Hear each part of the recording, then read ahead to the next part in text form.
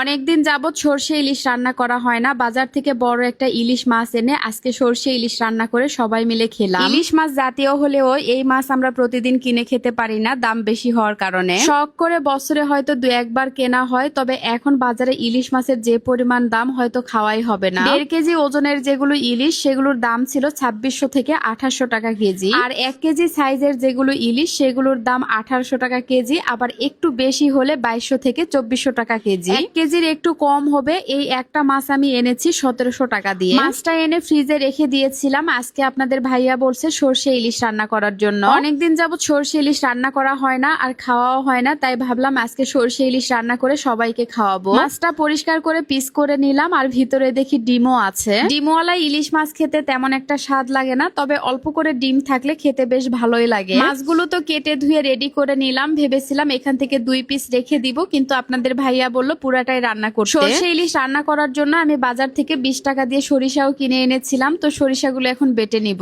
বেশি করে সরিষা দিয়েছি, সাথে একটু পোস্ত দানাও দিয়েছি। সরিষাগুলো বেটে নিলাম, সাথে পেঁয়াজ আর কাঁচামরিচও বেটে নিলাম। রান্না করতে দেরি হবে বলে আপনাদের ভাইয়া বলছিল ঝটপট করে কিছু বানিয়ে দেওয়ার জন্য। টুনা ফিশ ছিল, টুনা ফিশ তো কখনো ফ্রাই করে খাওয়া হয়নি, তাই ভাবলাম এই এয়ার ফ্রায়ারে টুনা ফিশ ফ্রাই করব। এয়ার ফ্রায়ারে মাত্র 5 থেকে 10 মিনিটের মধ্যে মাছ ফ্রাই করা হয়ে যায়, আর এভাবে মাছ ফ্রাই করে তরকারিতেও দেওয়া যাবে। আমার ঘরে এই এয়ার ফ্রায়ারটা থাকার কারণে অনেক কাজে সহজ হয়ে গেছে। যখন যেটা খেতে মন চায় খুব সহজেই বানিয়ে খেতে পারি। অল্প তেলে বা তেল ছাড়া সব ধরনের ফ্রাই জাতীয় খাবার তৈরি করতে পারি, এমনকি কেক, পিৎজা, পুডিংও তৈরি করতে পারি। এই তো দেখেন মাত্র 10 মিনিটের মধ্যেই কিন্তু মাছগুলো ফ্রাই করা হয়ে গেল, কোনো প্রকার ঝামেলা ছাড়াই। এয়ার ফ্রায়ারে যখন যেটা তৈরি করি সেটাই কিন্তু আপনাদের সাথে শেয়ার করি, আর এই এয়ার ফ্রায়ারটা আমি অনেক দিন থেকেই ব্যবহার করছি। এই এয়ার ফ্রায়ারটা নিয়েছি TQIU ফেসবুক পেজ থেকে। পেজের নামটা ক্যাপশনে দেওয়া আছে, যারা নিতে যাচ্ছেন অর্ডার করতে পারে। এবার আমি সরষে ইলিশ রান্না করব, আর আমি কিভাবে সরষে ইলিশ রান্না করি সেইটাই আপনাদের সাথে শেয়ার করছি। প্রথমে আমি সরিষা বাটাগুলো দিয়ে দিলাম, তারপরে পেঁয়াজ আর কাঁচামরিচ বাটা দিয়ে দিলাম, এরপরে পরিমাণ মতো লবণ দিয়ে দিলাম আর সরিষার তেল দিয়ে দিলাম, তারপরে মরিচের গুঁড়া আর হলুদের গুঁড়া দিয়ে দিলাম। মশলাগুলো তো দেওয়া হয়ে গেল, এবার আমি মশলাগুলো ভালোভাবে কষিয়ে নিব। এই তো মশলা কষানো হয়ে গেল, আর মশলার কালারটা দেখেন কত সুন্দর এসেছে। যেহেতু সরিষা আছে যার কারণে কিন্তু তেলগুলো উপরে ভেসে ভেসে উঠেছে। দেখে মনে হচ্ছে তেলের পরিমাণ বেশি হয়েছে, কিন্তু সরিষা থেকে তেল বের হয়েছে। মশলা তো কষিয়ে নেওয়া হয়ে গেল,